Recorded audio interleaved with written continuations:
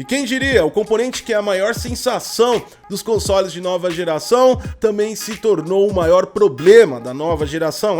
Tô falando do SSD. Vem comigo pra você entender.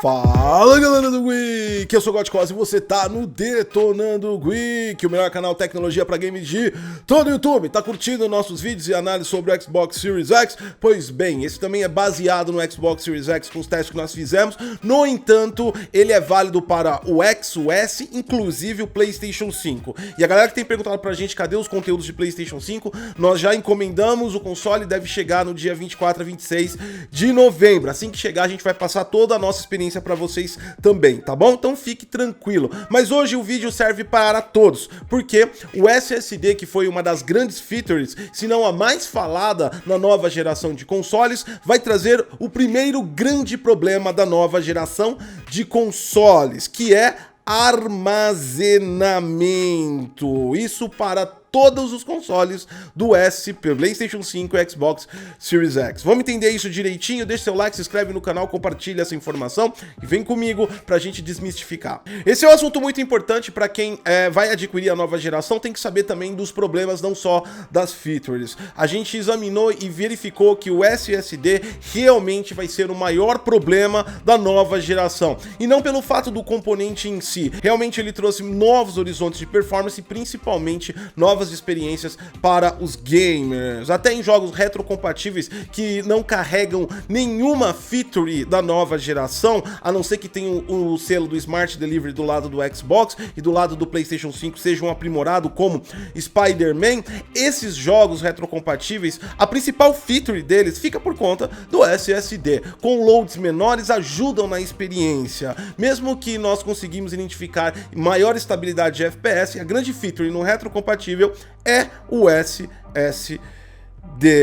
É claro, é óbvio, é lógico que o SSD também não é uma feature e não é só algo para o gamer. Ele foi colocado também principalmente pelos fatores de desenvolvimento. Com ele, os desenvolvedores conseguem aí aprimorar novas experiências nesses consoles, tanto que esses SSDs não são utilizados nesses consoles como únicas e simples unidades de armazenamento. Eles também são utilizados e fazem parte do core de funcionamento, com seus caches dinâmicos e principalmente com a sua capacidade de transporte de dados de PCI Express 4.0, que impulsionam tanto a CPU quanto a GPU de todos os consoles da nova geração, e isso transforma em que jogos com concepção de design da nova geração não vão permitir que você utilize um HD externo. Exatamente, obrigatoriamente você precisa de um SSD interno ou de uma expansão SSD, NVMe no caso do PlayStation 5, para ter acesso aos jogos que são feitos para essa nova geração. Na experiência do Xbox Series X, quando você tenta abrir um jogo que é aprimorado com Smart Delivery como Forza Horizon, a mensagem que você recebe é essa: tranquilo então vamos colocar no interno. O problema se dá agora a quantidade de armazenamento desses consoles. No caso do Xbox Series X, nós temos uma unidade com 1 TB SSD NVMe. No entanto, disponível para uso do consumidor 800 GB. No caso do Xbox Series S, a coisa é um pouco mais complicada. São 512 GB, que é distribuído apenas 364 para o player. No caso do PlayStation 5, são 825 GB, que só apenas 667. Dessa forma, em todos os consoles nós temos aí o nominal de armazenamento inferior ao nominal de especificação, e é claro, é óbvio, é lógico que é preciso, tanto para o sistema operacional, até mesmo para esse funcionamento de cache dinâmico que é utilizado com os SSDs NVMe. O problema se expande quando a compra de um novo SSD NVMe pode atingir aí quase 50% do valor de um console aqui no Brasil. Do lado do Xbox nós temos aí uma expansão da Seagate proprietária que você pode acoplar ao console pela bagatela de $1.220, cerca de R$1.200 na conversão direta, e ainda a gente não conseguiu encontrar um preço oficial aqui no Brasil para esse dispositivo. No caso do PlayStation, o Mark Cerny anunciou na data de hoje que só vai chegar no ano que vem os SSDs NVMe compatíveis com o console, devido à discrepância de velocidades do atual mercado NVMe e a velocidade superior que o SSD NVMe do PlayStation 5 consegue atingir. Em resumo, no PlayStation 5 a situação é um pouco mais complicada, porque tu vai ter que se virar tirando e colocando o jogo do SSD interno para você jogar os games. É claro, é óbvio, é lógico que as empresas viram esse problema, identificaram e habilitaram aí a possibilidade de você utilizar um HD externo. Poderia ser até um SSD externo, que não vai fazer muita diferença, levando em consideração que a conexão USB e esses SSD SATAs vão até 550 megas de taxa de transferência, o que você não ganha absolutamente nada. Na prática, você precisaria de ficar colocando e tirando jogos do seu HD mecânico, ou até mesmo um SSD externo, que, como eu disse, não vai fazer diferença nenhuma.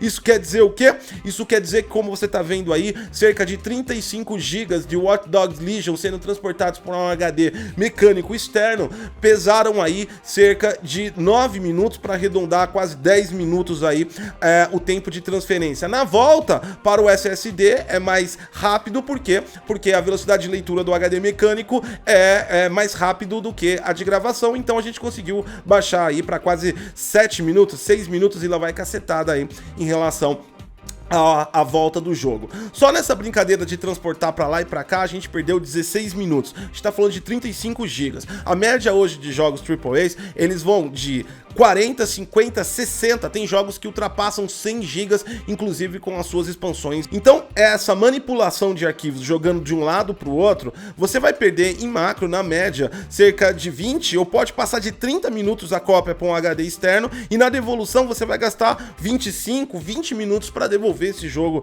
para o SSD interno, mostrando que a solução via HD externo não é eficiente, não é condizente com a necessidade dos consoles de nova geração. Mas também você pode ter a experiência rodando aí jogos que são retrocompatíveis direto das unidades externas do HD mecânico. Esse é o jogo do Avengers sendo rodado no Xbox Series X. Ele não tá aprimorado ainda, então ele entra como retrocompatível. Eu consegui rodar ele pelo HD externo, dá uma comparativa aí nas velocidades de loading do HD externo e do HD interno também. Aí você verifica a discrepância, e nesse ponto eu acabo de perder a maior feature com retrocompatíveis, que é o que? A velocidade do SSD NVMe. No caso do Xbox Series X, existem 800 GB liberados, como eu disse.